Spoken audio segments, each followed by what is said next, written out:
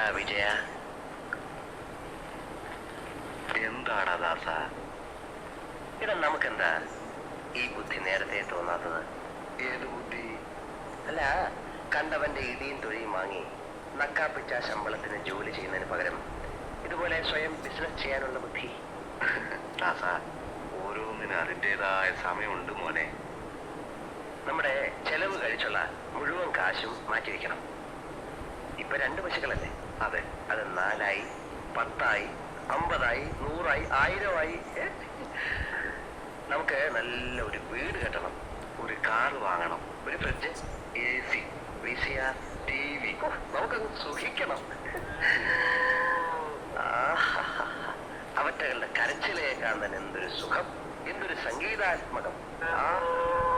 ഐശ്വര്യത്തിന്റെ സൈറം മുഴങ്ങുന്നത് പോലെ ഉണ്ടല്ലേ. ഈശ്വര രക്ഷിക്കണേ.